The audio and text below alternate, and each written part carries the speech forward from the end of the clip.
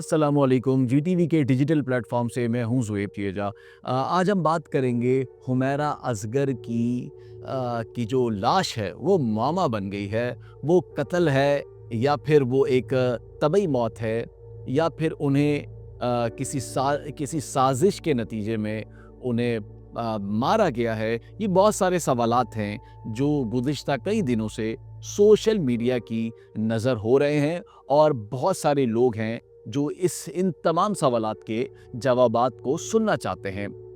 लेकिन इन सबसे ज़्यादा अहम बात जो मैं आपको बताना चाहता हूँ वो क्या है? वो इंतहाई सुनने वाली बात है जो आपका दिल दहला देगी। वो ऐसी क्या बात है? सवाल यहाँ पर ये है कि हुमैरा का जो मोबाइल नंबर है वो अक्टूबर में बंद हो गया था। ये बात तो तकरीबन सबको पता है, लेकिन ये बात किसी को नहीं पता कि हुमैरा सितंबर से लेके अक्टूबर तक, यानी कि जब उसका नंबर बंद हुआ, वो इन तमाम दिनों में कभी भी बाहर नहीं गई। वो इन तमाम दिनों में अपने घर में ही मौजूद रही थी। एक बहुत बड़ा जो ये कह लें कि गुज़िश्ता मौत से कई दिनों तक वो अपने घर में ही मौजूद थी। वो बाहर नहीं निकली, वो खाना लेने बाहर नहीं गई, बल्कि खाना देने के लिए वो मुख्तलिफ ऐप्स का इस्तेमाल करती थी। लेकिन यहाँ पे एक इंतहाई अहम नुक्ता वो ये है कि हुमैरा के घर में जब हुमैरा का घर तोड़ा गया, वो ताला तोड़ा गया और हुमैरा के घर की तलाशी ली गई, जिस तरह ली जाती है कि आया घर में क्या क्या मौजूद है, तो मालूम हुआ कि हुमैरा के फ्रिज में सिवाय एक ब्रेड के टुकड़े का, यानी कि ब्रेड का पीस था खाली, जो कि उसके घर में मौजूद था। हुमैरा को खाना या तो कोई देने आता था या फिर हुमैरा खाना ऐप्स के थ्रू मंगवाती थी।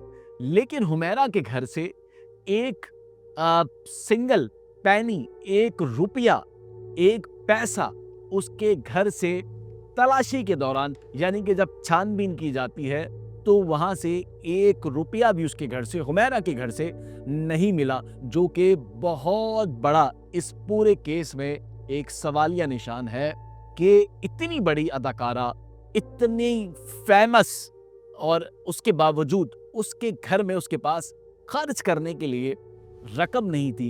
ये वो तमाम कड़ियाँ हैं जो इस वाक़े से जुड़ती जा रही हैं। यानी कि पहले के किराएदार को किराया अदा नहीं हो रहा था, दूसरी सूरत में बिजली कट गई, तीसरी सूरत में कि उसका जो फ़ोन था वो बंद था। यानी कि वो बंद क्यों था? उसमें बैलेंस डलवाया नहीं जा रहा था, वो उसका बिल अदा नहीं किया जा रहा था, वो बंद हो गया था।